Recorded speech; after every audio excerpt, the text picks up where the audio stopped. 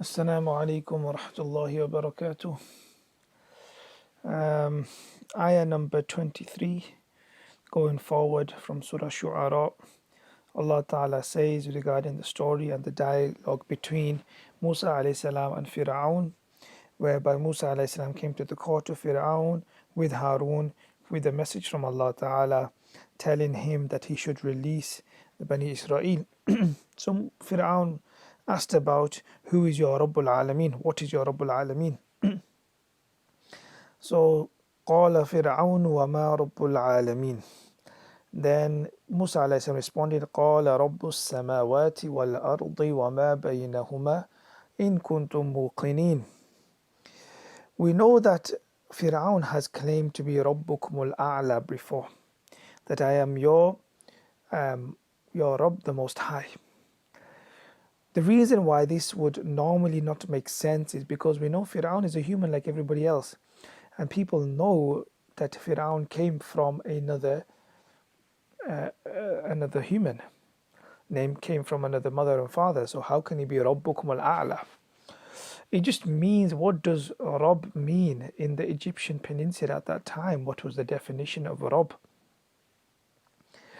So the definition of Rabb in those days amongst the masses, amongst the majority, was that the person who gives us food, the person who, the power from which we get livelihood, the person in charge of our life and death, the person in charge of our financial affairs and our welfare, which at face value seemed like the king of the time, the pharaoh of the time, Fir'aun.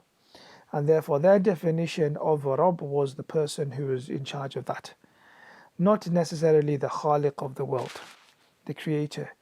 And maybe there is evidence to show that maybe the Egyptians believed the universe came on its own and didn't necessarily have a initial creator. They were more focused on the authority of the time and who that person was, and the fact that he was their so-called Rabbukum al-A'la, their Rabb, the Most High.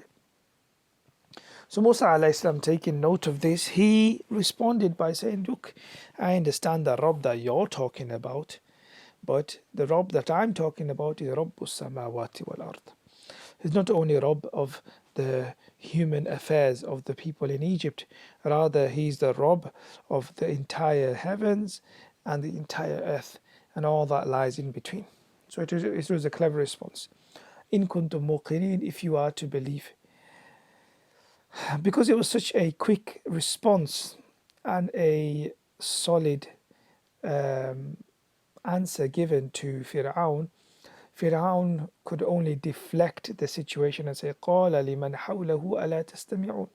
He said to those around him, are you listening carefully to what he is saying, trying to find some kind of fault? You could tell that Fir'aun is getting nervous and he didn't have anything to respond with, so he just turns to the people around him and says, look what he's saying, look what he's saying. Musa alayhi salam was not fazed by this deflective response. Rather, he continues by saying, Rabbukum wa Rabbu abaikum wal awwaleen. And he's not only the Rabb of the skies and the earth, he's your Rabb and he's your forefathers' Rabb as well. He's the Lord of yourself and he's the Lord of all those ancestors you honor so greatly. So then Fir'aun makes a character assassination direction towards Musa alayhi salam and says, Inna rasulakum alladhi ursila ilaykum la majnoon.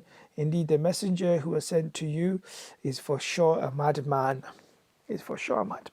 Now that's a very, very heavy statement to Levi against somebody, to say somebody's crazy, to say somebody's insane, to say somebody's mad, and especially somebody of such noble character from the legacy of the prophets.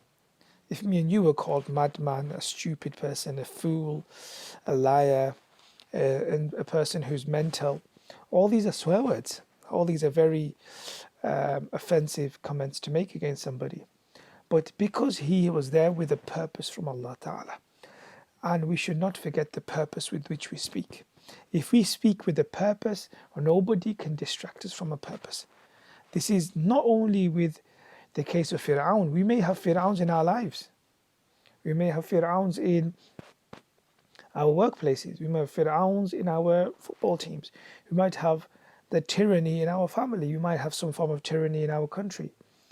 Whatever the context may be, if we were aware of the purpose of our speech, we will not be phased from our speech, and we will stay focused on our purpose. So Musa alayhi salam didn't even give any attention to what Fir'aun was saying. He said, Musa alayhi salam clearly responded and said, Rabbul Mashriqi wal Maghrib wa ma baynahuma. Okay, I don't care if you call me mad. It doesn't matter to me. I'm here to describe to you who the Rabb is. And the Rabb is Rabbul Mashriq. He's the Rabb of the Mashriq, the East and the West, and everything which is in between the East and the West. In kuntum ta'qilun. If you're the person of aql. So there he was a hint there, a side hint that, look, you're calling me somebody without sanity. You're calling me somebody without sense. You're calling me somebody without mental stability. Do you have mental stability? Do you have sense? Do you have coordination? In kuntum ta'qilun. So the offense was not the object of the response from Musa alayhi salam. So we should notice this. We should try to internalize this. That we don't have strength in what we carry ourselves, but we have strength in that which Allah Ta'ala has told us to carry. We don't have confidence in ourselves. And it's very difficult to get confidence in yourself. But we have confidence in that which Allah Ta'ala has given confidence to, because He's the Supreme Being. We can be made to doubt in anything, because everyone could always say it's a subjective opinion of yours. We could be made to doubt whether something is tasty or not tasty. We could be made to doubt if something is attractive or non-attractive. We could be made to doubt if something is right or wrong when it's a subjective opinion. That's why Islam does not tell me and you to carry subjective opinions. Psychologically, we should carry less subjective opinions and carry more so objective opinions. Objective opinions are that which has been nominated, declared, and clarified by Allah Himself, because whatever He says is objective. So when we have some objectivity in our speech, and when we carry objectivity in our speech will be very, very firm, very controlled, very standard, and it wouldn't be easily shaken. And this was Musa alayhi salam, who had a stutter and a stammer by nature from birth. He had a stutter and a stammer from young age, not from birth. And he's in the court of the king of the time. And the king is surrounded by all his luxuries and all his thrones and all his, can we say, intimidating presence of his courtiers and his entire army and everybody else who's there in the middle. And Musa alayhi salam, in his simple clothing, with his simple stick, with his simple language and his weakness of speech, still is firm, not because he's individually a firm person. He's from the clan of slaves, the Bani Israel of that time. His clothing is of no, firm confidence.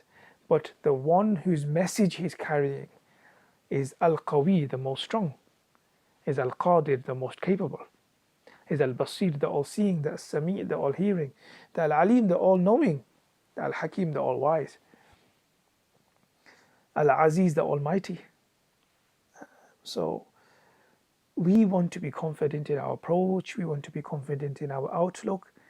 Then it's very difficult to carry such confidence when all of our doings and all of our opinions are subjective. Anybody from another part of the world can come to us and say whatever you have highlighted to be good is actually essentially bad. And whatever you have highlighted to be bad is essentially good. Or what you regard tasty is not tasty to us. And what you regard good looking is not good looking to us, because these are subjective opinions.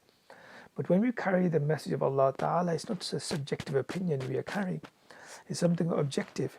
And because of its objectivity, we will have firmness in our speech, and we will not be fazed by the most harsh of insults.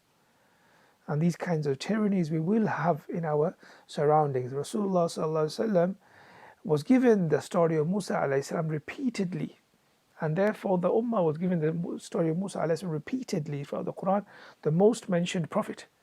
It wasn't because it was of no relevance to the Ummah of Rasulullah. It is of great relevance. That just because we're not talking to somebody in the court of law or in the court of the parliament of the time, but we may have some level of tyranny in our lives from our family members, from our friends, from our colleagues, from our other hierarchies of life. So just bear that in mind when we carry the objective message of Allah Ta'ala. Nothing can faze us. Despite our outward weakness, inwardly we will be very, very strong.